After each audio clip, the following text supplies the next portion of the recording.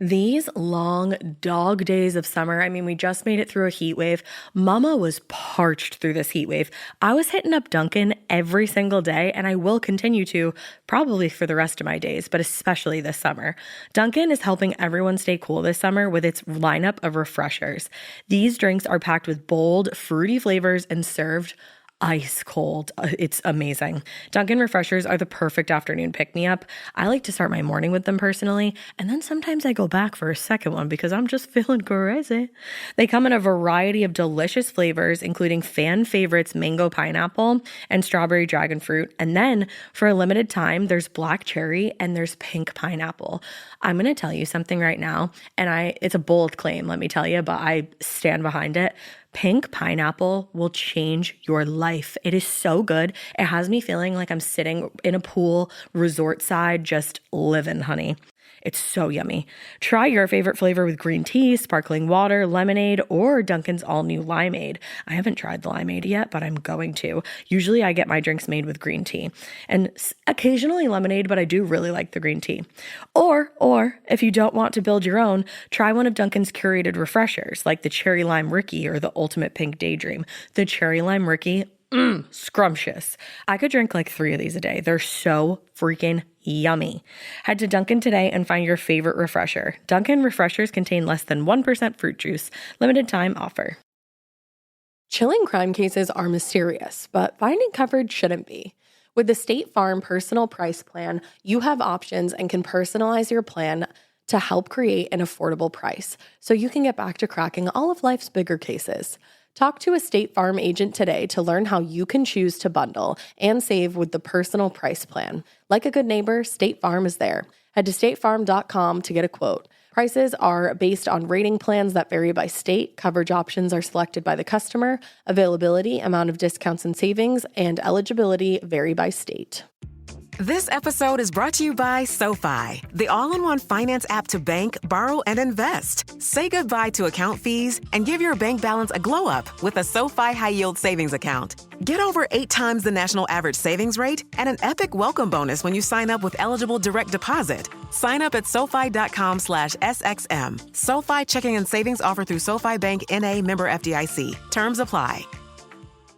Hey, weirdos. I'm Elena. I'm Ash. And this is Morbid.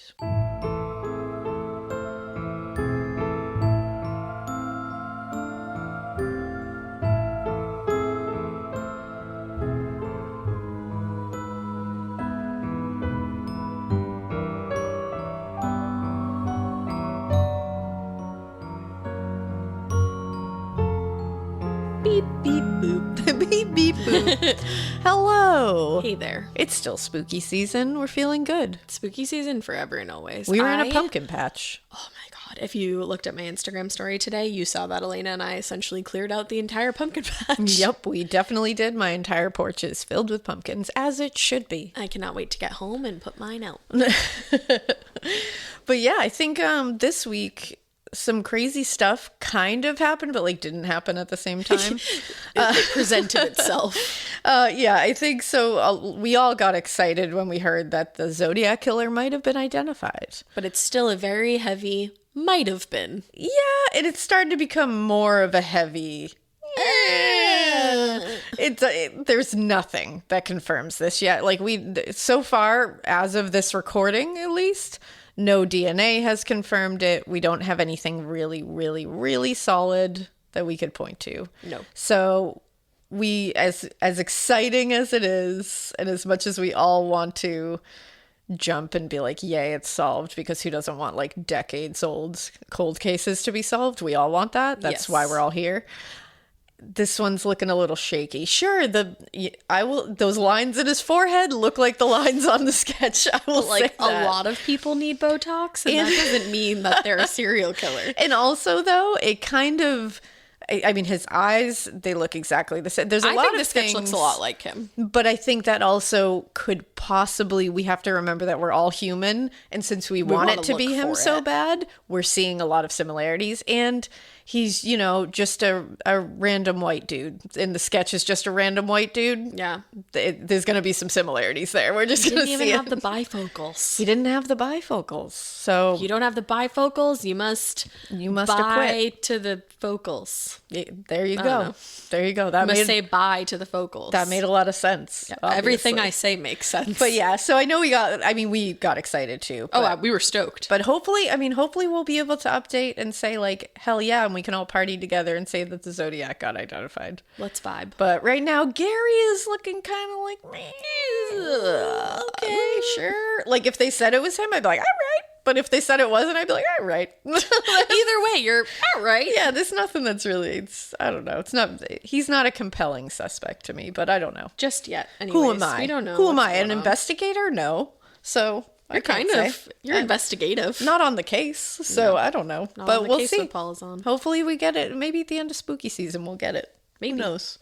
But I think the only other thing I just wanted to point out was that everybody should listen to a really good podcast. Ooh.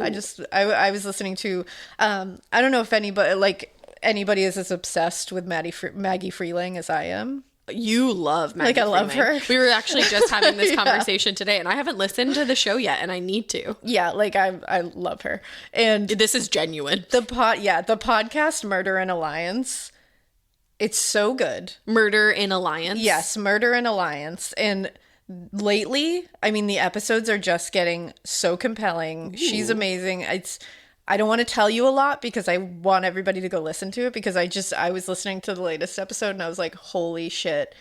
Maggie has to be one of like the best true crime podcasters. Like just with shit, the I way need that to this listen. story went and the way that she truly followed the facts and took all, I appreciate even that. a preconceived idea of what she thought was happening in the case that she was covering. She looked at the facts and it brought her a different way, and she led it, and and I thought that was amazing. So I just wanted to call that out because I thought that was really cool. That is really cool. I'm like gonna listen when I'm on my way home.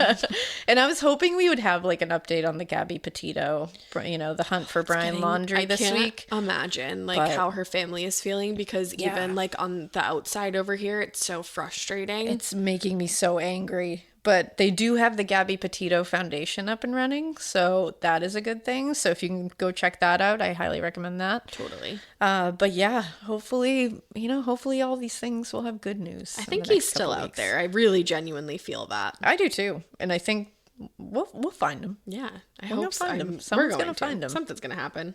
Something's got to give. We're gonna take that dirty laundry out. We're gonna do it. Ugh. All right. Yeah, I think that's all the real updates that are going on. I was gonna say, right? Yeah, Okay. yeah, Yeah. yeah.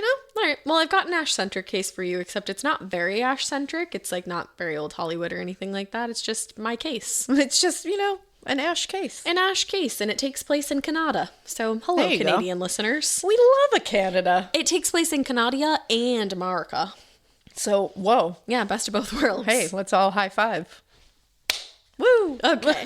So Nancy Rentz was born in Alberta, Canada, to her parents Gary and Donna Rentz. Gary was a social worker, and he was like super well respected in their town. He eventually was actually able to run his own business, and while doing that, he set up different educational and social programs for the government. Oh, okay. So like very well respected. yeah. Now, Nancy grew up in Edmonton, a small city in Alberta. She had a twin sister, Krista, who was like literally a built-in best friend. They called each other soulmates. Oh, like, I love that. They like loved being twins. It was Adorable. so important, and they had such a strong bond. They also had a younger sister named Jill and a brother named Jeff. Growing up, Nancy was like super sporty. She played ringette, which is really similar to hockey. Have you heard of it? No. I had never heard of it either. It's like very similar to hockey, I guess.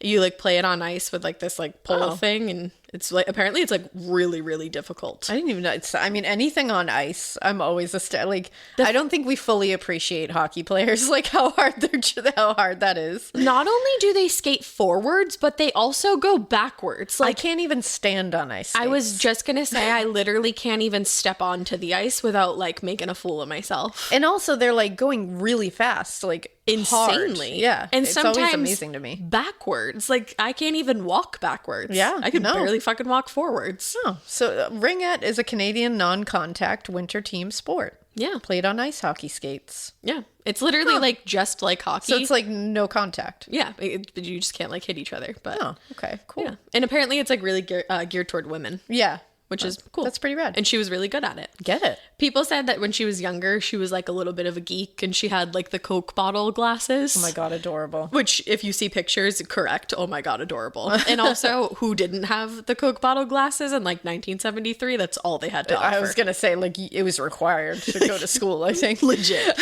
But as she got older, she grew out of that and she surrounded herself with like a really awesome group of friends. And she was stunning. Like, she was a beautiful girl.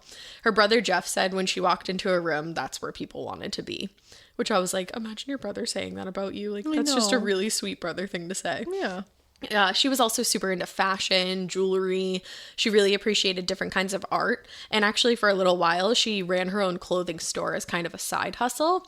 And her main job, because she was apparently incredibly intelligent, was with IBM. Oh, okay. Yeah, just that. No, but very casual. Just super, super Yeah. duper cash. And it was at IBM that she met Bradley Graham Cooper, which we're going to call him Brad Cooper so that it doesn't get confusing. Yes, because I was just about to be like, wait a second. Yeah, and I think most people called him Brad anyways. He was also from Alberta. In fact, they were born just 7 weeks apart in the same year, 1973. And they were both in their mid-20s when they met in 1999. So Brad Cooper grew up with his family in Medicine Hat, Alberta.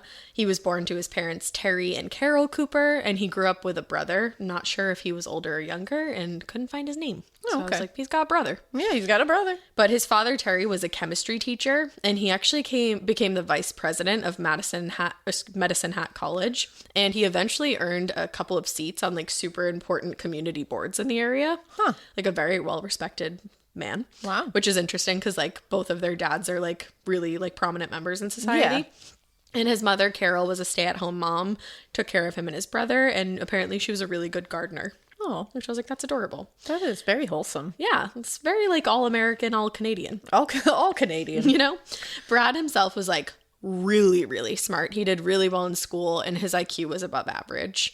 He pretty much had a way of just like figuring out how to be good at whatever he wanted to be good at.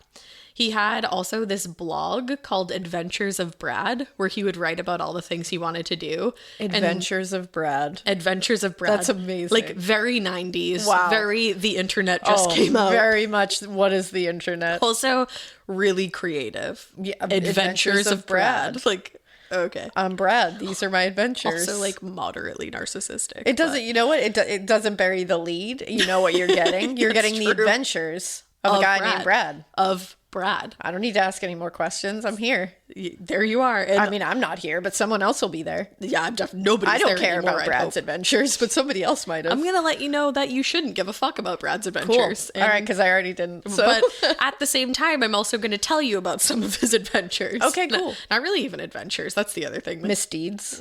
No, I don't need just like things. Oh, okay. Just like things that Brad did is what he should have named it. Things that Brad did.com. Thingsbraddid.com. Yeah, I mean, he had some good accomplishments, and the accomplishments went into a section of the blog called Goals Completed. Hey, I'm again, like- again, very to the point. This could have just been a personal list that you made Yeah, for I mean, yourself. Good surprises, free dessert. Bad surprises, hidden fees. That's why University of Phoenix's Tuition Guarantee locks in your tuition rate from start to finish of your program, so you can focus on the sweet stuff. Learn more at phoenix.edu. Every good detective needs a partner to support them on important cases. Think of a State Farm agent like your sidekick, there to help you along the way in your search for coverage. State Farm can help you choose the coverage you need, whether it's for your home, car, boat, or even RV.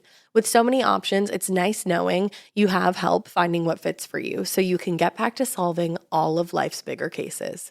Go to statefarm.com or use the award-winning app to connect with a local agent and get a quote. Like a good neighbor, State Farm is there. It's just what you write in your bullet journal, but like, okay. Like, these are the goals I'd like to attain, and Done these it. are the accomplishments. I'm going to close the pen now. Well, that's when the narcissism comes in, because Right. it's like you Everybody have to do needs it to for know. everybody else. You can't just write it in your little journal. Exactly. Now, just to give you like a little insight as to Brad, who he was, those accomplishments were things like Ironman challenges, which is a big deal. Those are hard. Yeah. Yeah, like I'm never, ever going to try It's that. a pretty big deal. He also finished his master's degree and a triathlon. That's fucking awesome. He was doing good things. yeah. Just your average day to day. By the way you're speaking, I'm feeling like, what the fuck like ever. we're all not going to give a shit about those good things in No, the I end. Okay. literally couldn't care less. Cool. All right. But like beast mode. So fuck that master's. I don't care about it. Yeah, fuck your masters. I don't care. I mean, it's pretty impressive, you know. I want a master's, but like, here we are. You know what's really funny is when you said that, I was going to be like, you have one. No, I don't. You seem like somebody that does. I probably have the amount of time for that I've been in school for a master's, but 100 gazillion don't have the paper. percent. But you've got very good other things. Thank you. I don't know. I don't have a degree in anything, so that's where we're at. But anyways, Brad had later in his life talked to a psychiatrist, and he just basically said that when he was a child and a teenager, life was like really uneventful and his family got along fine. They were just your day-to-day family. But the psychiatrist noted that he had some, quote, detachment with little emotional warmth when he was talking about his childhood and his family. Concerning. Concerning, because I talk about my family with a lot of warmth. You're supposed to have a little emotional warmth, I think, and this is coming from someone with very little emotional warmth. So if I'm saying it, you should have it. But, you know, she said he had a little emotional warmth. All right, so he had a little tiny All right, bit. cool. But he also had some detachment. Yeah, that's a little. Like, you don't really want much detachment anywhere. No. Anyways, when Nancy and Brad first met, she was actually already dating this, like, really prominent businessman from Calgary, who she was really involved with. But there was something about Brad that really drew her in. She was used to dating, like, super outgoing guys who were popular, but weren't really headed in the direction that she was. It kind of seemed like they were content where they were for... Yeah, like, resting on their laurels. yes, and, like, motivated in a business sense, but maybe not a family sense. Oh, okay. And Brad to her seemed different. He was quieter, he seemed a little more serious, and really Nancy was at the time in her life where that's what she wanted. She wanted to have children and settle down. And the guys she was dating just really weren't there yet. I think they were more focused on like their business. Yeah. And she was like, but I want to have a home life. Yeah. And that happened when she met Brad.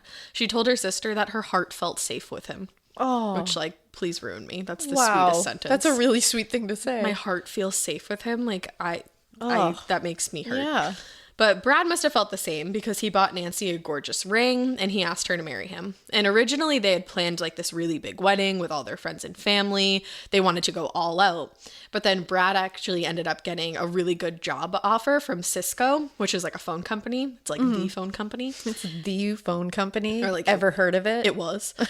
And the job he was going to have to move to America, in North Carolina to be specific. And he was one of very few people in the country who were doing this kind of work.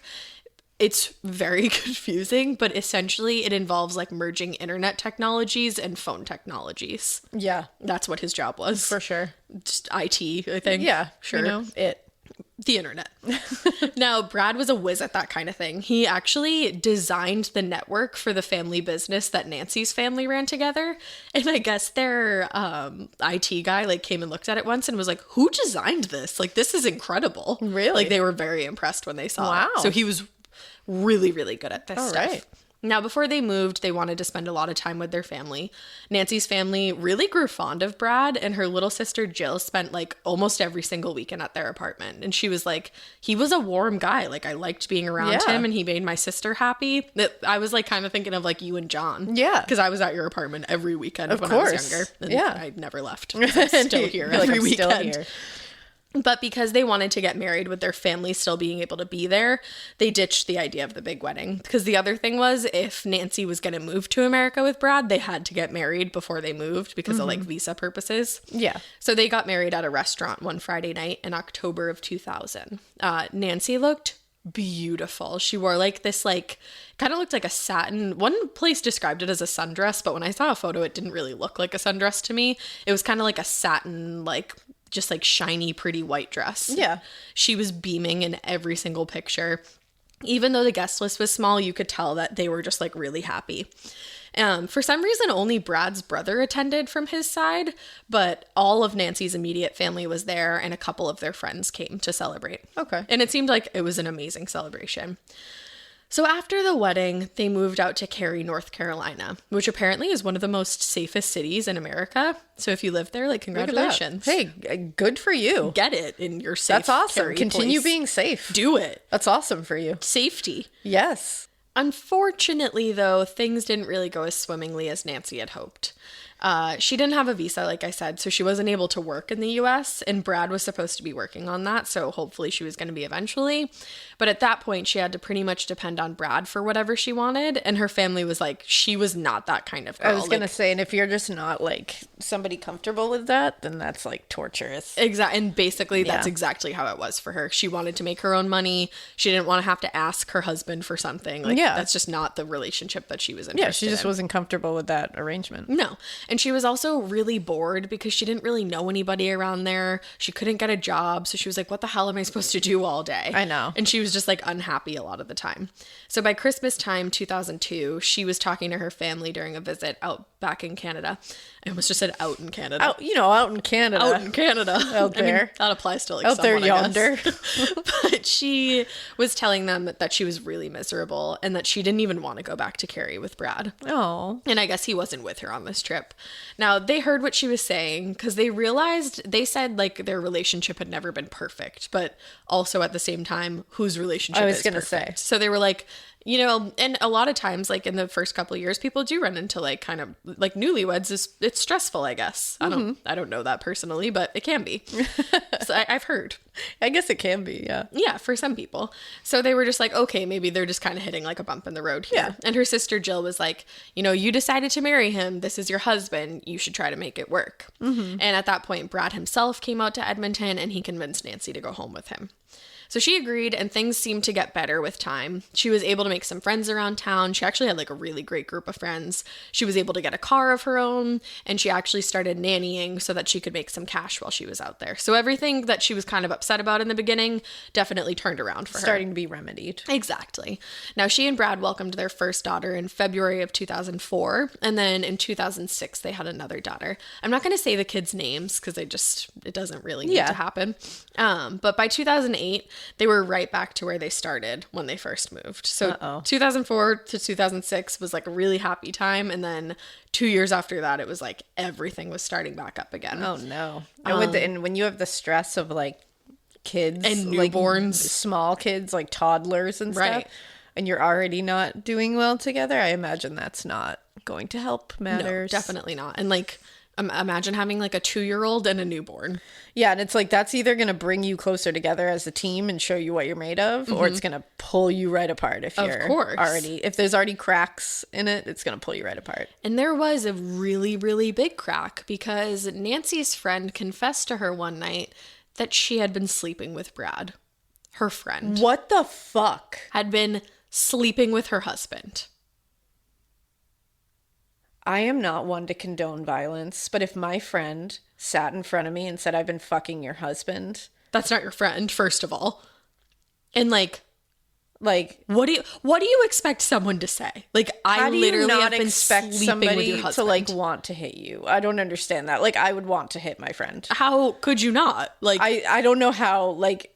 And then I would like to go to my husband and be like, yeah, like, bye. And then literally go to your husband and be like, get out of my house immediately and never talk to me again, except that it's the father of your children. So you are now tied to that person for life. Like, what the fuck? You're tied to that person for life, and you're in like a foreign place that you can't get out of. I'm like so irrationally angry for somebody I haven't even met. No, like, but I don't blame you. I felt the same way. Her how friend. As a friend, and it's like, because it's not your friend. How does a quote unquote friend do that to somebody? And then how does your husband go to your friend and do that? Like, there's so much betrayal, so many layers of betrayal there that I can't even sift through them properly to like think of a response. Oh, it only gets worse. No. Yeah, it only gets worse. So like, prepare yourself to be very angry, because not only he not only had cheated on her, at this point he was also becoming like super controlling and like very possessive, which like That's what cheaters do. It also just makes no sense, because why are you possessive of me when you clearly don't give a fuck about me? Welcome to being cheated on, where Welcome you to are being so gaslit. mind fucked that you have no idea what's going on. Right. Because somebody is acting like they first of all, they make it feel like you cheated on crazy. them. Or- and no, you- that they're acting like you cheated on them because Right, they're because so you're being so possessive and possessive. obsessive. Because, like, trust me, like, my ex cheated on me horrifically. And I remember being like, what the fuck? Like, I'm not doing anything. I don't understand this. And as soon as I found out, I was like, oh. Yeah, it's like that's projection. why. It's a total projection because they know they're doing it. So they're like, well, there's nothing to say that they won't if I'm Exactly. doing all this horrible stuff. And it's a nasty thing to do. So It's all consuming. yeah, and it also is just like next to nasty behavior. It's just like more nasty behavior. Yeah, you're just like rolling and nasty. I don't know if you can tell, but I'm bitter. You have every right to be. I'm just kidding. But so she confronted him, obviously, and he told her that there was no relationship with this woman at all, because this woman literally was like, I'm having an affair with your husband. And he was like, no, there's no relationship. He's like, so throughout counseling sessions, at that point, they decided to go to counseling. He admitted that this was a full-blown affair. Not only that, but that he was in love with her friend. Literally was like, basically tried to make her think that it was a one-night stand, and then was like, actually, it's not, and I'm in love with your friend. Actually, it's not a one-night stand. I'm actually fully in love with her. I have that a totally another life. You have 2 children, 2 young babies with this man, and he is now telling you that not only has he cheated on you with your friend, but he is now in love with that. My brain also literally will not wrap around this. I would look at him and be like, you're not in love with her because clearly you don't know what love is. You don't know what love is. Like, that Yeah. doesn't make any sense. Like, my brain can't even fathom this. no. That's horrific. And she's like away from all What a of her nightmare. support system other than like the new friends that she's made. That's and then awful. she's probably questioning all of her friendships at this point, because if this lady can do that to you, like that you must just be so in such a state of shock and just like distrust for everyone around you. Well, 2 of the most important people, your friend and your husband, have lied to you. completely shattered your trust. Who do Right. you turn to in that situation? No. And before she had realized that it was like a full-blown affair, she was like, maybe I'll try to make this work because we have these children together. Yeah, that's got to play into it. But once she found out that this was like a full-ass affair, she was like, no, I'm literally done. yeah, once you say I'm in love with her, okay. I'm in love with her bye. and all these other things that we're going to find out later that were going on, she was like, no, like, fuck this, I'm out. Now, later in a deposition, Brad admitted that the first time he slept with this woman, and in the deposition, he said it only happened once, but apparently in therapy, he had said otherwise. But in this deposition, he said that the one time they slept together was in the master closet, in the master bedroom of him and Nancy's home. Oh my god. Who does what that? What a disgusting piece of fucking garbage. Like in your That's wife's so home, gross. in her, like where her That's clothes so are. gross. And like, what kind of friend are you? Yeah, you don't know you- what friendship is. 2 gross people. It's horrific. And you don't accidentally fuck someone, man. Like, I don't, like, No. come on. No. Like, So ugh. when divorce was initially brought to the table as an option, it seemed like Brad was open to it, which why would you not be? Because you're sitting here telling me you don't love me. You don't have a whole lot of leg to stand on, buddy. No. Nancy had even started packing up her and the kids' things and was planning just to take them back with her to Alberta with her family, because she was like, fuck this. Yeah, bye. So she'd contacted a lawyer, and they were beginning to see what the divorce would look like, how it would all play out in different aspects, especially what their custody agreement would look like and how much Brad was most likely going to be paying in child support. Once he saw that information, he told Nancy the move was off. She couldn't move anymore. She literally had like their things like boxed up and ready to go.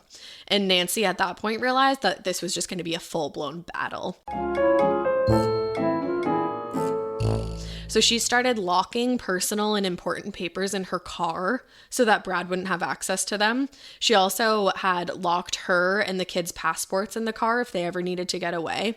And at this point, she told people that she was sleeping in a locked room with the kids with the keys in her pocket. So obviously there was a lot more going on here. I'm so horrified for her and those children. It's the saddest thing ever. Now, somehow, one day, Brad actually was able to get into her car and took one of their daughter's passports so that she wouldn't be able to go back to Canada. And how fucked is that? He was like, I'll leave 2 of them, but you're going to have to leave without one of our kids. You're going to have to leave one of our kids behind. Like, what did Ooh. A horrible person. This guy. Now, at this point, he was also listening in on her phone calls. So he was just like one step ahead of everything. And the thing is, she would have never left one of the kids there. She wouldn't have left either of the kids there. It was her and the kids leaving, and that was that. Yeah. So she tried to talk to a lawyer about everything that was going on, but obviously Brad's listening to her phone calls, so it's super difficult. And the lawyer ended up telling her that she really shouldn't leave the house anyway, because if she did, she could lose everything. And she wasn't going to, but he was like, just so you know, if you do leave without the kids, even if you have the intent of getting them eventually, if you leave without them, you really do risk losing custody altogether. Yeah. So she was... No option. Like, stuck isn't even the word. There's not even a literally word for, optionless. Like, she had nowhere to go. Oh, honestly, I like feel anxiety thinking about how horrific this situation is, because it's just from all angles. You just have nowhere to go, and you're devastated, like, because your friend has betrayed you. You're devastated because your husband has betrayed you. You're clearly afraid for you and your children's safety if you're like sleeping in a locked room with the keys in your pocket. Just so cute. They're adorable. Do you remember in school when you just knew that your teacher had a favorite of everything? They would always use the same blue dry erase marker when they wrote on the board, or they would talk nonstop about their favorite element during science. I had a teacher once that literally had a favorite brand of marker. She would only write with specific markers, and if another marker ended up in her classroom, she was TO'd. And honestly, I was probably her favorite student because at the end of the year, I got her that specific brand of marker. Let's talk about their real favorite thing though, their favorite tissue brand. Kleenex. According to Teacher Lists, they are the #1 facial tissue trusted by teachers. Kleenex Ultra Soft tissues are silky soft to help prevent skin irritation, and now you can take them anywhere with Kleenex Snap and Go. I absolutely love Kleenex Snap and Go. It's so perfect to have that in your car. I had a cold last week and I was just... Honey, my nose was a faucet. I hate to do this to you, but it was disgusting. Drew literally came out of our garage with like 15 of the Kleenex Snap and Goes, and I put those in my glove compartment, and honey, they were easy access. It was so nice knowing that I didn't have to blow my nose into like an old wrapper that I had. Ew. So do the best thing for your kids' teachers and stock up on the ultimate classroom favorite. Maybe it'll make them their teacher's favorite student. They definitely have a favorite. Don't even get me started because, again, you know it was me. For whatever happens next, grab Kleenex. The best summer pieces are the ones you end up wearing on repeat. Comfortable, versatile, and somehow right for almost every occasion. Quince makes it easy to create a summer wardrobe that you'll love, with elevated essentials made from premium materials like European linen, organic cotton, and washable silk, without the traditional retail markup. I love that! Quince's 100% European linen pants, dresses, and tops are the pieces that you absolutely will reach for all summer long.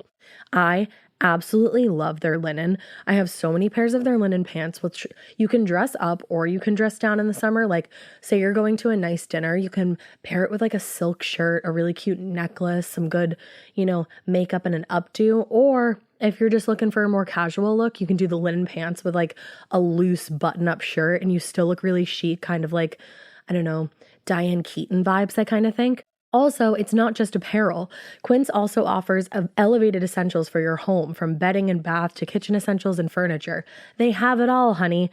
I am a big lover of Quince, and I really do think you will be too. Make your summer wardrobe feel easier. Go to quince.com/morbid for free shipping on your order and 365-day returns.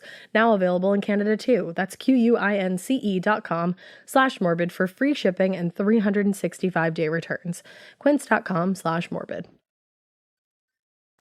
So Nancy's family knew some of the details about what was going on.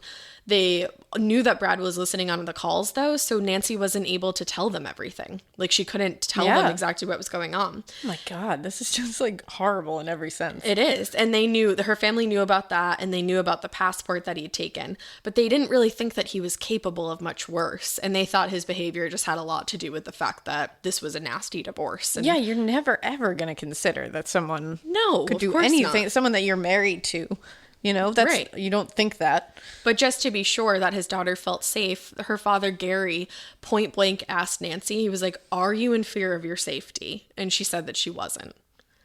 But he was like, I had to ask her. Yeah, of So course. that was And a it's like, relief. but what is she can't say it. Right, exactly. Because she was probably thinking, is that just going to set someone off and then something terrible is going to happen? Exactly. And she, even if she doesn't feel safe, she still has nowhere to go. Yeah. Like her lawyer was like, you can't leave. Like you can't can, leave. but it's not going to play out well for Yeah. you. So he was relieved that his daughter at least felt safe, he thought. But they were still really worried, and they felt horrible that Nancy was going through all of this Yeah. alone. So that summer in July of 2008, all of her family came down to North Carolina for a visit. Oh, They because just I was came down going to say, visit her. they must feel so helpless. Yeah. Up in Canada. Mm-hmm. Like, so far away. Right. Oh, And you think, like, when she left, they thought that this was what she wanted, and it was what she wanted. this was like, all for a happy ending. and you it was, know? it seemed like everything in the beginning was gonna just, Yeah. they were gonna have this happy life together. They were moving to a beautiful suburb and they were having kids. And then it all really just came like crashing down so fast. And they were horrified and just like so deeply sad to see the condition that their daughter and their sister was in. They were used to this like bright, bubbly, confident, happy daughter and sister. And now the person that was with them, they said, was like a shell of herself. Like it wasn't even her. That's so sad. So Nancy and Brad obviously And were these poor separated. kids, like- yeah. Oh yeah. Like, cause kids feed off of that Oh, for too. sure. They know all about like what's going on even when we don't think they do. Oh, yeah. They pick up on vibes hugely. So at this point, obviously Nancy and Brad are separated, but they were still living in the same house, and Brad was treating her terribly. So Nancy's family was like, we have to do something to help her. So they spoke with their own lawyer, and they were trying to figure out if there was a way that they could get Nancy and the kids out of the house. Maybe they could buy out Brad's share, but they were kind of just in the mode of trying to figure it out. Like, wheels are just spinning at this Right, point. there's no real solution happening. And before she left, Nancy's mom, Donna, was already figuring out a way to come back and help.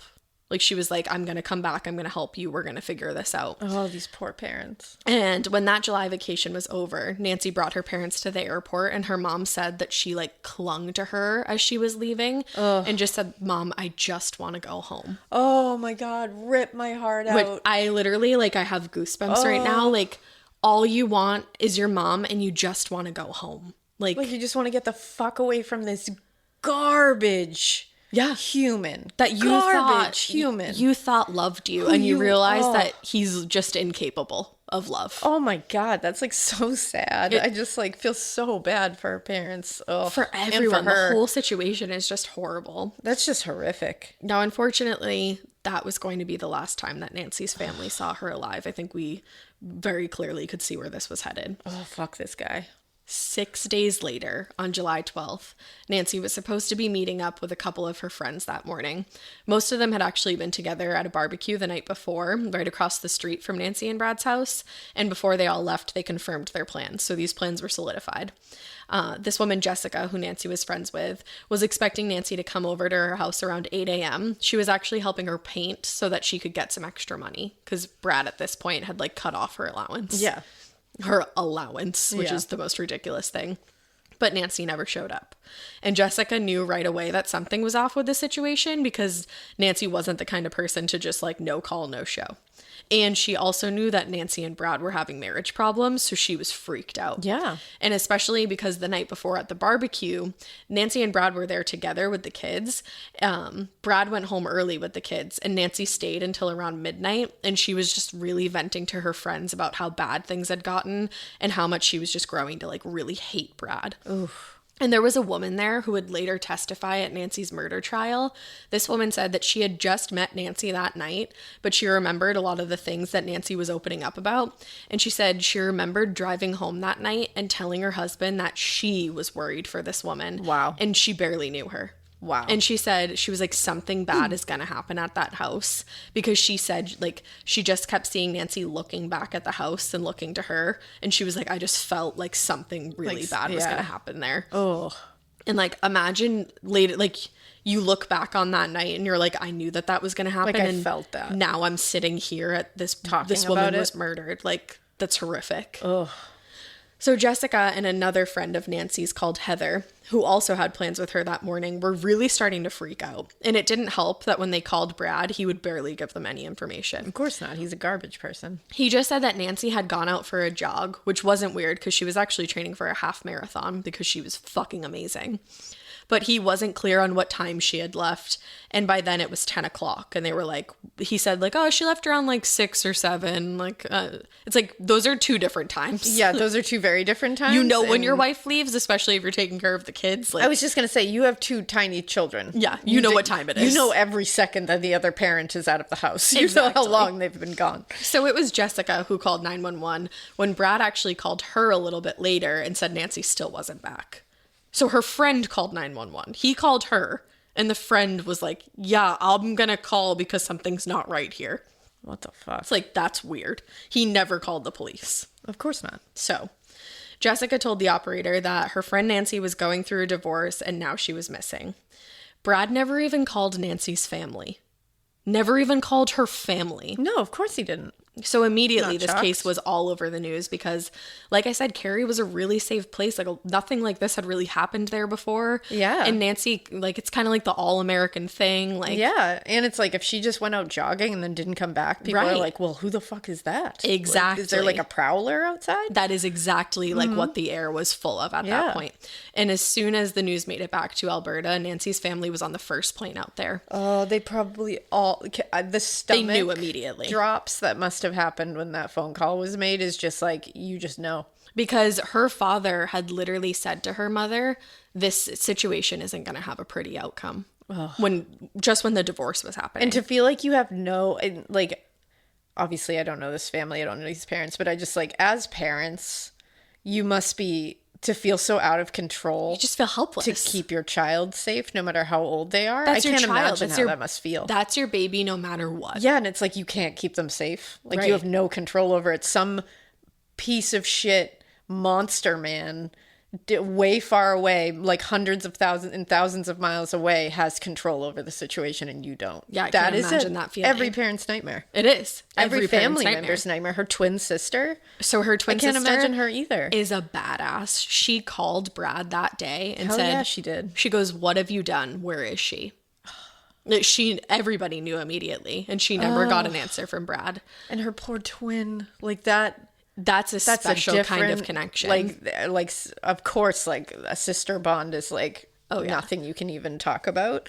But twin, I can't imagine. no, and there's just something with twins. There is, There and really is. There's a Dateline episode, and there's like a memorial service that's happening, and she's talking about how they're twins and how special that is. I started crying. Yeah. There's so many twins in our family. There is, yeah. And just like the connection I felt to this story. And she said, it like makes me want to cry. I know, I can see it in your eyes. I know. She said, whenever I have to remember her, all I have to do is look in the mirror. Oh. And it just, something about that sentence just ruined me. Like I was like, Because I mean, I have sisters who are twins. My mom's a twin. I have twins. Yup.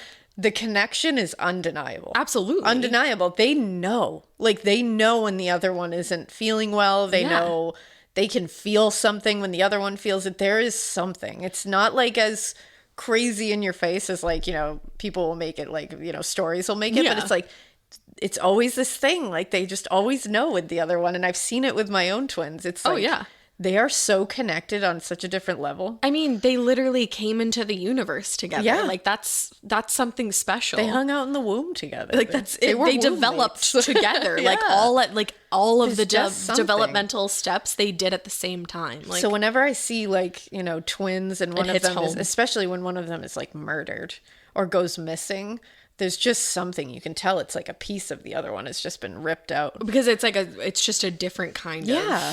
of hurt. Yeah, it makes me so sad. But when she said that, I was like, yeah. that was so heavy.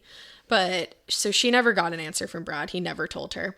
But 2 days later, she found out where her sister was, where her twin was. Nancy's body was found 2 days after Jessica had reported her missing. A man was actually walking his dog, and he saw her body laying face down in a storm drain. It was near an undeveloped subdivision, and it was about 3 miles from her own home. Fuck you, dude. Now, the only reason that this man noticed her, like, she may have been there for longer if he hadn't been out there walking, because he noticed vultures circling in the area and, like, took a closer look. Oh. Which is absolutely haunting and just horrible. The haunting is the exact word. Now, when Nancy's body was brought in to be autopsied, the autopsy was able to show that she had been strangled, and she had been in such a tight chokehold that one of the bones in her neck was broken. The force that takes. I just, like... And that is such a personal way to kill someone. Absolutely. And for you're killing your wife. Yeah. The mother of your children. Obviously, we know he did it. Like, what? Yeah, I just had to take a deep breath, because thinking about the force that it takes, like, your neck, those are thick bones, dude. Yeah, they're like, supposed to hold your whole head up. Yeah. They're supposed to be pretty hefty. to break somebody's neck, and, like, the person who literally And gave to be life looking to your into children. somebody's eyes and doing that, the terror you're going to be watching in someone's eyes, that's horrible. Although I wonder if he even did look in her eyes, because we might find out something later. He's a fucking coward. But when she was discovered, she only had on a sports bra and diamond earrings. I read in one source that only one of her diamond earrings was still in, but when they found her, it didn't seem like this was like some kind of robbery or anything. Oh, okay. So they were like, her earrings were still there. Okay. But there were no signs of sexual assault, and there were no signs of trauma to her body other than the Strangulation. neck and strangulation. So immediately the investigators were like really perplexed by this, because it didn't seem to be a robbery. The crime wasn't sexually motivated. And if it was like a stranger who like attacked her while jogging, they would probably hit her over the head or something like that. And Right. They're not just going to run up and suddenly start strangling. Like, that doesn't make sense. Yeah, it just was very strange. Seems like she would have to be close to the person voluntarily for that kind of injury to occur. Exactly. Now, the news of Nancy's death was obviously heartbreaking to her family. And then, to add salt to the wound, they were finding out all different kinds of things about their son-in-law. It turned out he had never applied for Nancy's work visa. Oh, I knew it. He I put had a her in that feeling. position so that she had to depend on I him. had a feeling. He wanted her to be in that position that she knew it. totally hated, having to ask him for whatever she needed. demon. Oh, and it only gets worse. The year leading up to Nancy's death, I can't imagine what this woman was going through. This was absolutely the worst year of her life, and the worst year of their marriage, obviously. He controlled every single aspect, especially financially. And once somebody gains financial control of your life, it's over. Yeah. Like, it's very hard to get out of that. at that point, I can't even imagine. And it's terrifying, the things that they're capable of doing at that point. Yeah. Nancy was trying to make money quietly by selling her clothes, or, like I mentioned before, helping a friend paint her house. But all that money was going to groceries for the kids, because Brad didn't even care enough to give her money for that at that point. He actually lowered her weekly allowance, quote unquote, when he found out that she was painting Jessica's house and being paid for it. Oh, to buy food for their kids. Yeah, exactly. Yep. Totally. Not a demon at all. And Jessica said she remembered a lot of tension surrounding that project, and she had been around Brad afterwards, and he had like either made comments or like made faces at her about it. And she was like, the whole situation was just very Her uncomfortable. friends must have wanted to drop kick this guy at all times. Oh, at all times. At all times. And one of Nancy's other friends even remembered her calling Brad and telling him that she only had $2 and that they were out of diapers. Like, having to call your husband and be like, I don't have money and our kids don't have diapers. And, like, he didn't give a fuck. Oh my God, I hate this guy so much. What did he I have care? Such a rage. He wasn't even home. No, he was doesn't give a busy shit. cheating on her. Yeah. Now, when he was home, it was so that he was the one to put in gas in Nancy's car. He would intentionally put a limited amount of gas in her car so that she could only travel as far as he wanted her to. Oh, Not only that, this is horrific. he, like I said, was listening in on her calls, and by that point, he had also hacked into her email. So anything she was planning to do to better her life and get the fuck away from him, he was always one step ahead of her. There was no escaping him. No. He had everything right at his fingertips. And she couldn't even go to like, I mean, she probably felt like she couldn't even go to the police or anything like that, because she would have to have her kids with her, because who knows what would happen. Exactly. She Like, was helpless at That's that point. terror. What was she gonna do? Yeah. He was everywhere and he was nowhere all at the same time. Which he was nowhere he needed to be and everywhere he didn't need to be. And thankfully, he did not do himself any favors during this investigation. Good. Immediately, suspicion landed on him. And in my personal belief, it's not just because he was the husband. It's because he was being a fucking weirdo about this stuff. It's because he's the worst human. Yes. His lawyers actually had to hold a press conference about the case where they addressed the fact that he literally wasn't even showing up to the memorial services being held for her. Or any kind of event to bring awareness to the case. He went to like one in the beginning and his actions and words there, it was just like very detached. Like he was like, please somebody let us know where she is. Like I want my wife to come home. Yeah. You know that feeling when you come home late from work and those puppy dog eyes just pierce right through your soul? Or when you're packing for a trip and your cat refuses to leave your suitcase? Yeah, we've all been there. Pet parent guilt is real. And you know what? It's completely normal. That's exactly why Hill's Pet Nutrition exists. They understand that being a pet parent means being human, with all of our imperfections and daily juggling acts. Hill's science-led nutrition helps you give more love than humanly possible. Whether it's those long work days or trying to balance attention between multiple pets, Hill's Pet Nutrition gets it. They've created science-based nutrition that supports your pet's lifelong health so you can feel confident even when life gets hectic. Because you're only human, there's Hill's. Science does more. Ready to let go of the guilt? Find the right food at hillspet.com/podcast. That's hillspet.com/podcast. This is a paid ad by BetterHelp.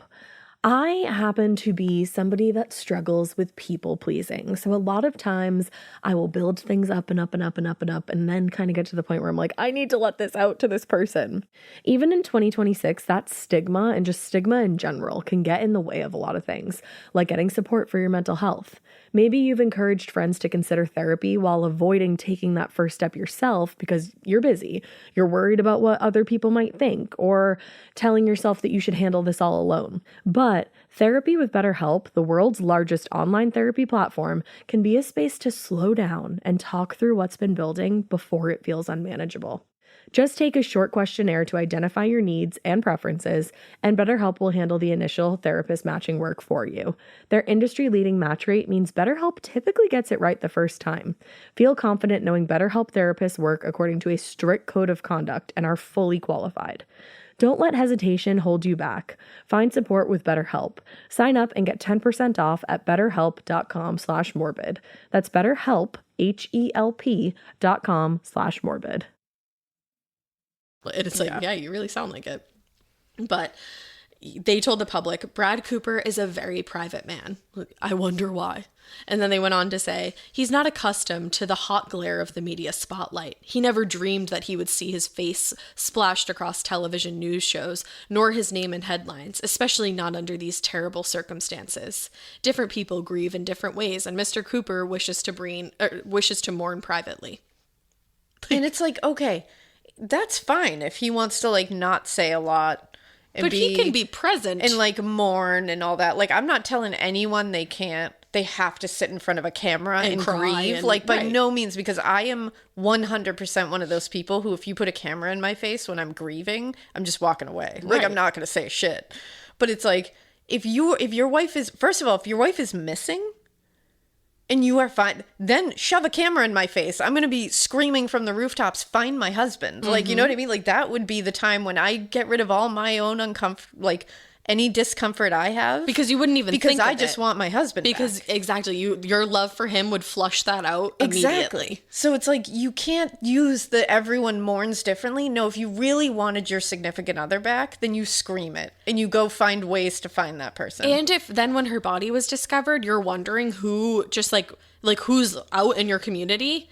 And, like, you're not scared. Like, you have 2 daughters. What if they're targeting you? Yeah. Like, you would think that you'd be a little more present at least being like, if anybody knows something, like, come forward. Like, you'd be at least being like, of course I don't want to sit here and give a full-length interview. Like, but I will happily sit there and be like, what is going on if anybody has information? You have to at least, I mean, you're, even as a human, like, just, you should care. Right. Like, people grieve in different ways, yes, but you should be caring. Like, it should be evident that you care.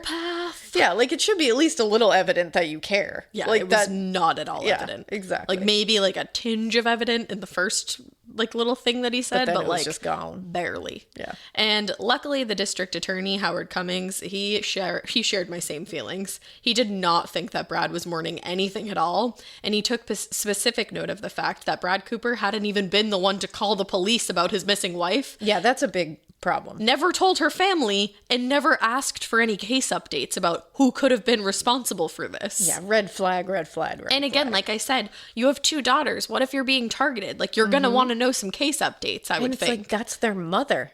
Yeah. Like, Ridiculous. But unfortunately, they didn't have any physical evidence to go off of, and people in the area who didn't think Brad was responsible thought that Nancy could have been snatched up when she was running that morning.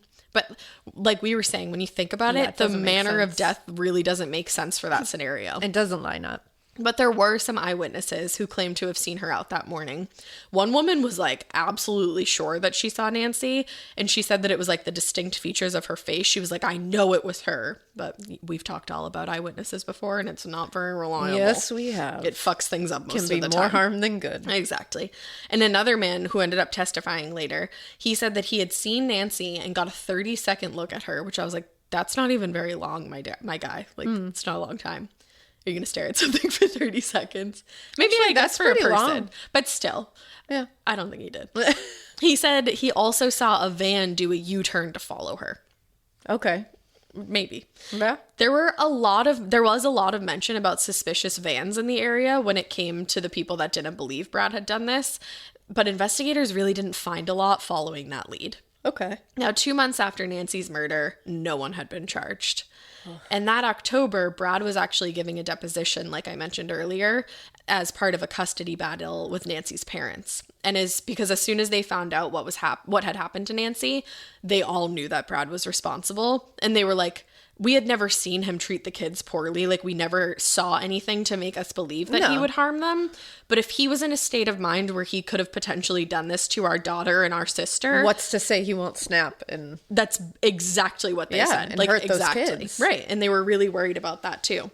So they filed the paperwork just one day after Nancy was found. I want them to have those kids.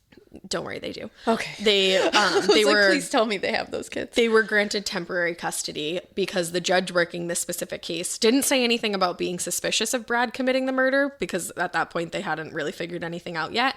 But he or she was very focused on the fact that it was definitely on its way to trial, and the stress enough would like be a lot to affect those kids. So Of they needed course. to be away from it. Yeah. So luckily they Oh, were able to okay. take care of the girls. I'm glad.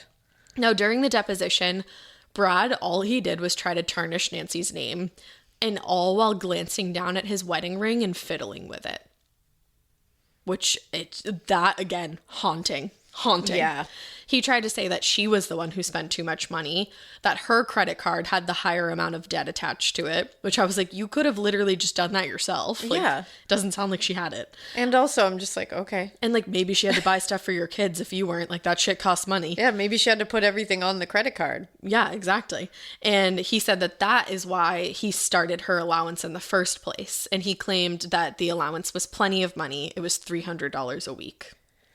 Dude, financial stuff is so fucked. Like, it's Also, when you have children, like that is Yeah. very expensive. I could see how $300 would go quickly with 2 Yeah, children, it 2 does. babies, It does. diapers, Groceries alone. formula, groceries, clothing, Oh yeah, and with babies, jackets, car seats. diapers alone are so expensive. And formula, like literally just the Formula. things that babies need to like be Survive. sheltered and cared Just for. to like the basic necessities, like Right. wipes, diapers, like clothing, All of it. everything, like stuff to bathe them. Like it's a really a lot. expensive gig, and it's like you gotta be on a good. I say this all the time. I'm like, financial stuff will ruin you as a couple course. if you don't figure it out ahead of time. Mm-hmm. It's just like it's so crazy how it's such an evil force Because in a money lot can of ruin marriages. friendships. Oh, it can ruin everything. People, like a ton of stuff. Every relationship, money can ruin any Easily. relationship. Easily. It's root of all evil. Other than Brad, because I think he's the root of all evil. He also said that she was a drinker. He complained that she was never happy with anything, which I was like, why would she be if she was married to you? And also, you're talking about a woman that was murdered. Well, that's the thing. It's like, okay, I don't like. maybe you guys weren't right for each other. It's very clear. Maybe neither one of you were But happy you don't need at to all. shit all over But her it's like, while she's like she's dead. murdered. Like, she's the murdered mother of your child. I don't care if you don't think she was happy with anything. Like, that's done now. And so just like, what are you doing? Does it make any difference here? Well, that's what like. What do those things not ringing as like I'm like, why are you even talking about this? Right. Like, why is this even something you're bringing up? She's dead. She's been murdered horrifically. Yeah. It's just, I don't understand it. Now, at some point or another in that deposition, he told them that he had never even been to the place where Nancy's body was found. Did he fuck himself over with that? Very important for later, but for now, I have to move on to something else. All right. So in Glad October, he gave that little tidbit. he had never been there ever. voluntarily. Never even been there. Nope, never Not been there. once.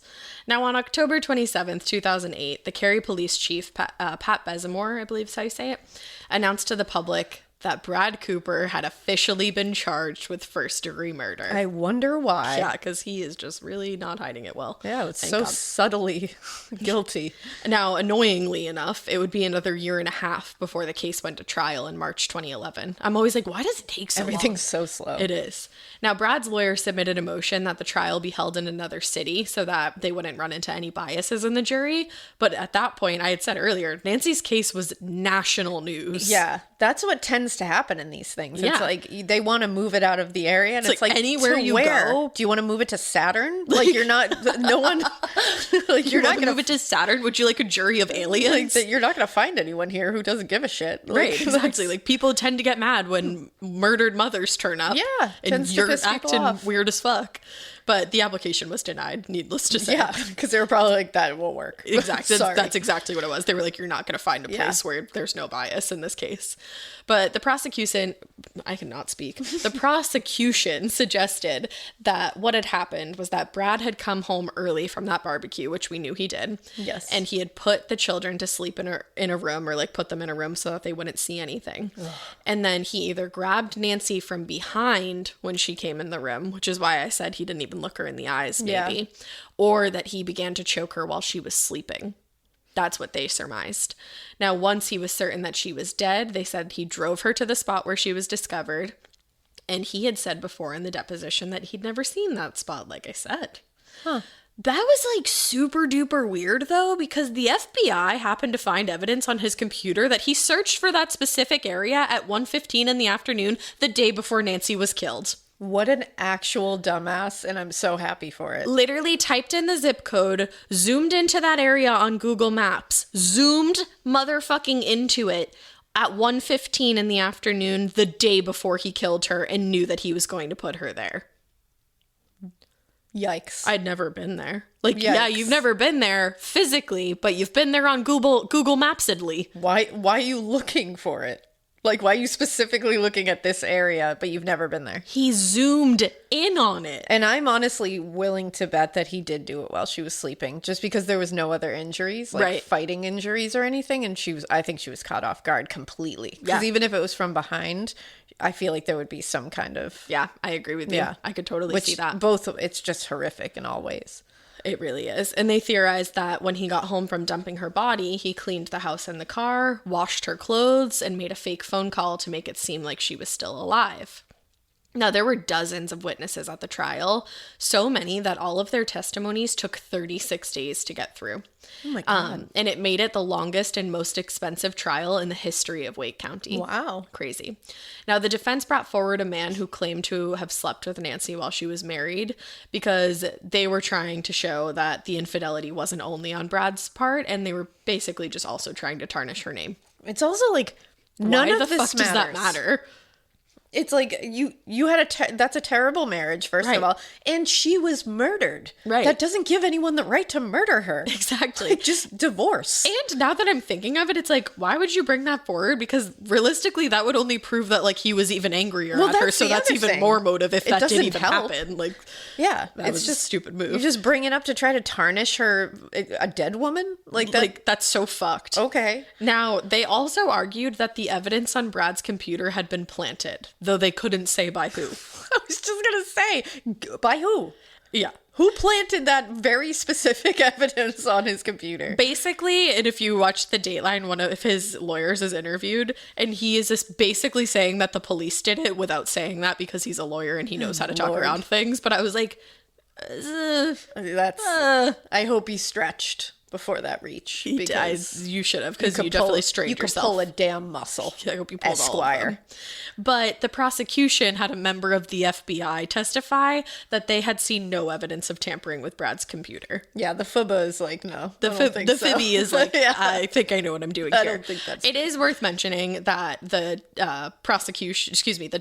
his defense lawyers tried to bring in like 2 expert witnesses in computer things, and the judge said no to it probably because the FBI had already said like it didn't happen. Yeah, like a pretty like unbiased entity, like in this whole situation. And I guess one of the people that they were trying to bring forward, the judge was like, they're not even qualified to talk about that. It's like in the West Memphis 3 case when they tried to bring in all these quote-unquote experts, and they were like, hey, do you have a degree? And he's like, nah. He's like, just one that I printed off this internet page. One time I read the word demon, and so I think I'm pretty much a demonologist now. And like and the judge was like, that's fine. Yeah. Like, expert. Luckily, Like, this judge was like, that's not an expert. I'm glad. And then the other witness that they tried to bring forward, it was like too late in the game. So basically he was like, just stop. Like, you're not, it's not working. Yeah. Now, Brad, in the beginning of things, had said that the morning that Nancy went out jogging, he went to the store twice at some point, which I was like, why'd you go to the store twice? But like, I don't know, maybe he forgot something. And he said that on the way back, he had talked to Nancy on the phone. So when the defense talked about the phone call Brad had made to Nancy the morning she had been killed, they thought that would prove that he couldn't have killed her because they were on the phone, phone records, right, as she had been killed. The prosecution, however, was aware of what Brad's job was. He was a computer whiz, and again, one of the few people in his line of work merging internet and phone technology. Yeah. And there was evidence that he had signed a certain kind of router out of work, and he had never returned it. This particular router would have made it possible for him to schedule a phone call on his computer to Nancy's phone at any point in time for any duration that he'd like. What? How is that even a thing? Because fucking computer shit is scary. Yeah, that is scary. It's scary that there are people out there that can do whatever the fuck they want on your computer. That's really scary. It absolutely is. So yeah, they were like, he could have done that like easily. Did they have a time of death like during the autopsy? Where they could determine whether it was night or the following morning? I didn't see anything about that. Yeah, because I was going to say, somebody should be able to just immediately disqualify the morning jog. Yeah, that's true. But maybe not. Maybe not. I don't know. Yeah. It wasn't mentioned in anything I saw. She was found 2 days later. And face down in water. Yeah, I totally forgot about how many days later. So that would definitely be hard to determine that small amount of hours. Yeah, probably just like fucked everything up. But so the whole thing with the router was that he had signed that out of work, and they knew what that router was capable of. He had never returned it, and it was missing from the home when they searched the home. So that's like a fucking smoking gun. Now, they also found evidence on the computer that showed he was lying when he had originally said that he went to bed when he got home from the barbecue. He said he put the kids to bed and he went to bed, and he and the kids were both asleep around like 9 o'clock. That was like really weird though, because he was up on the computer until like literally the time that Nancy came home. And as a computer whiz, he should have known that this was all going to be able to be found. One would think. In addition to that, one of his former girlfriends came forward and filed an affidavit calling him emotionally abusive and mentally cruel. In this affidavit, she wrote, quote, "I never before and have never again been in a relationship with someone who treated me so poorly." Oh. She also said that things got so bad in their relationship that she feared for her personal safety toward the end. I feel so bad for her. That's everything you need to know there. Yeah, like there it is. So when the jury came back, the verdict was unanimous.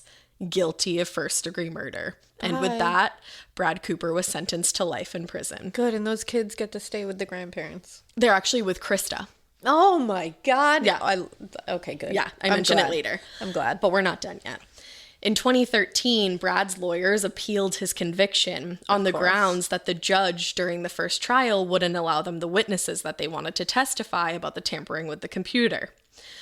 Again, a member of the fucking FBI testified that there was no evidence of tampering, so I feel like that sufficed, but apparently not. And he was granted a new trial.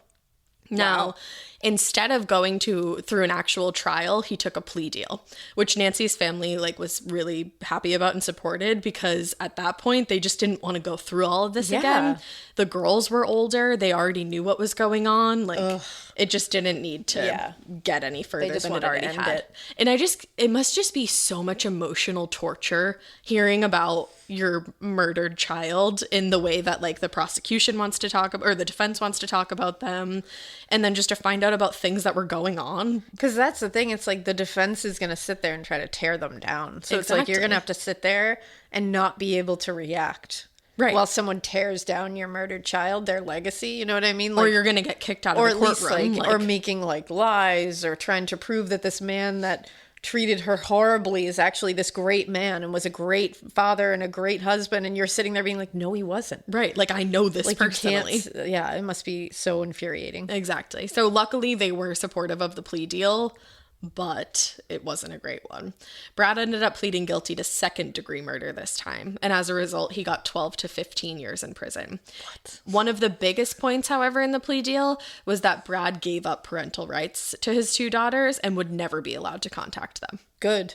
And like I said, Nancy's twin sister, Krista, ended up getting custody of the 2 girls. And by all accounts, they're thriving. Oh. They have cousins that they're now sisters with. Oh, I love it. Okay. Yeah. Thank you for that. Because I was I need them to be okay. They're okay. I mean, after everything they've gone through. They're going to go through a lot, knowing, later on. Of course. And all that, but thankfully, they have a good system around them. They're being raised by the most amazing people, it seems. Yay. Now, after all was said and done with the trial, Nancy's family created the Butterfly Fund, which is a charity that will help abused women. And the hope is that Nancy's daughters and her nieces will someday be able to run the charity in her name. And the family actually wanted to do even more to keep her memory alive. So Nancy's younger sister, Jill, and her dad created this program, and it helps women get out of abusive relationships and help them get back on their feet. Amazing. Apparently it operates as a very low-key mission. It's under the radar kind of thing. So women can go there without their families or anybody knowing. Awesome. So that there's no kind of stigma put on them afterwards or trail of it. It's a Monday through Friday program. It's 6 months long, and over 170 women have been through the program, and many of them have just gone on to lead happy lives and get away from their abusers. Amazing. And Jill said that by the time most of the women are ready to leave, they just look completely different people. I love that. Nancy's family said that the hardest part of the whole case, obviously other than losing their loved one, was the fact that Brad never apologized. You know that feeling when you come home late from work and those puppy dog eyes just pierce right through your soul? Or when you're packing for a trip and your cat refuses to leave your suitcase? Yeah, we've all been there. Pet parent guilt is real. And you know what? It's completely normal. That's exactly why Hill's Pet Nutrition exists. They understand that being a pet parent means being human, with all of our imperfections and daily juggling acts.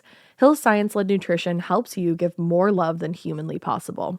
Whether it's those long work days or trying to balance attention between multiple pets, Hill's Pet Nutrition gets it.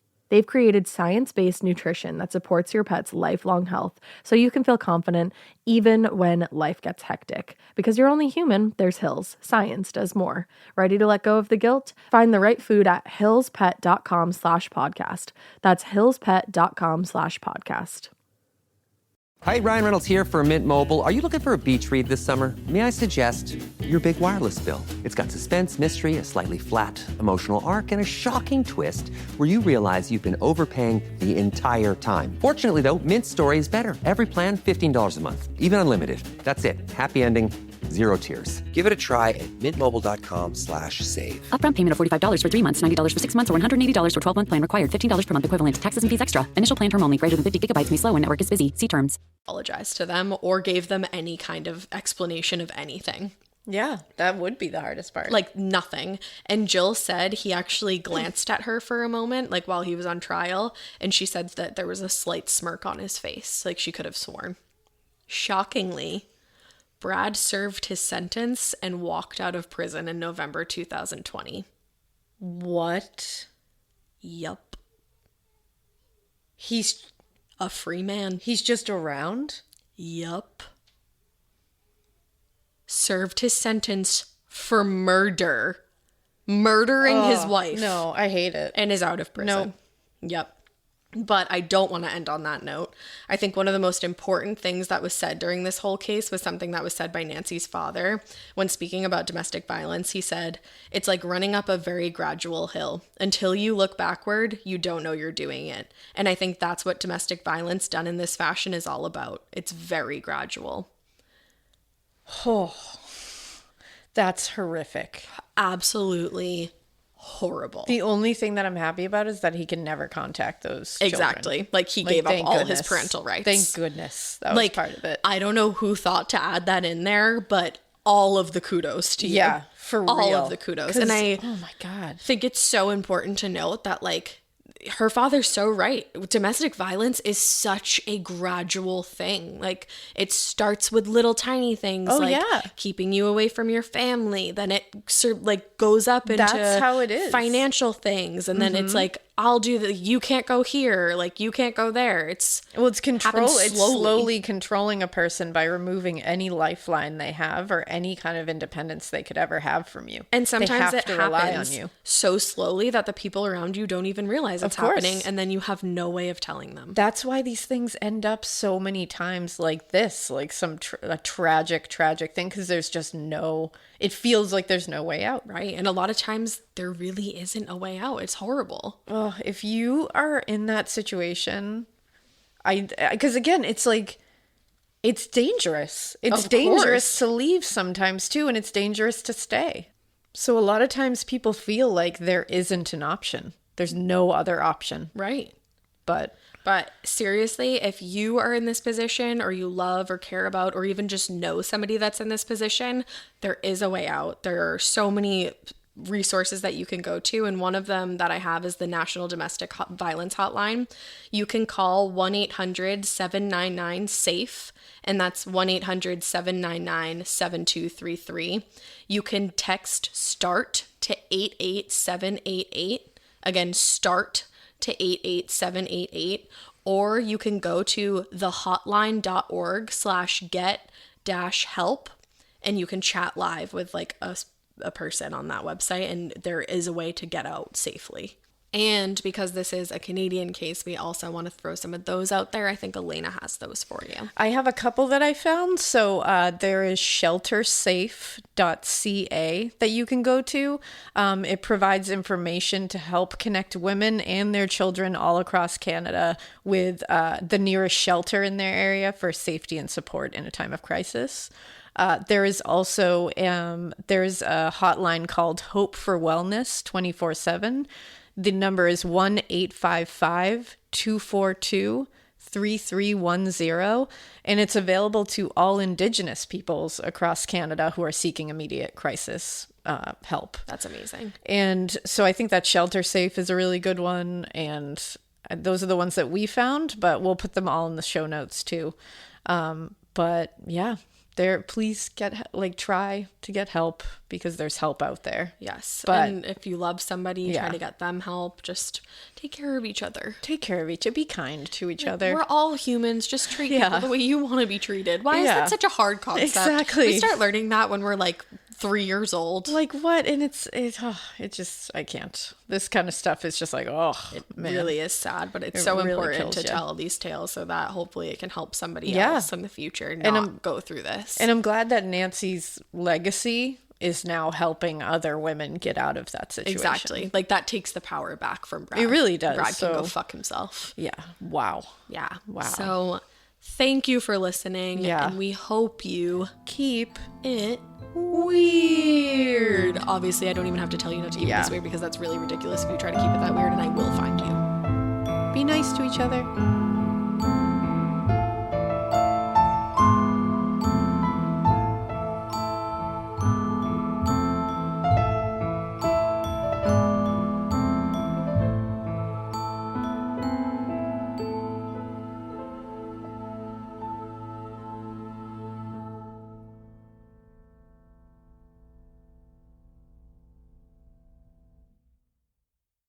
Introducing Taco Bell's new jalapeno citrus salsa with bright citrus, real red jalapenos, guajillo chiles, Usually, you add sauce to the food, but when the sauce is this good, the food is just there to get the sauce to your mouth. That rolled quesadilla, not a rolled quesadilla anymore. Now it's a sauce shovel. Taco Bell's jalapeno citrus salsa. Get it with any item on the Cantina chicken menu while it's here. At participating U.S. Taco Bell locations for a limited time only. While supplies last. Contact store for availability. Girl, let's get real. Some pads are just diapers with a good PR team. But not the new Kotex BioCare. That's because Kotex BioCare helps defend against odor and irritants. And it's the first and only pad with this pH proactive system that helps optimize the pad's pH. Just think of it as self-care for down there. Check out Kotex.com for more details on the all-new Kotex, completely redesigned to meet your needs. You asked, we heard.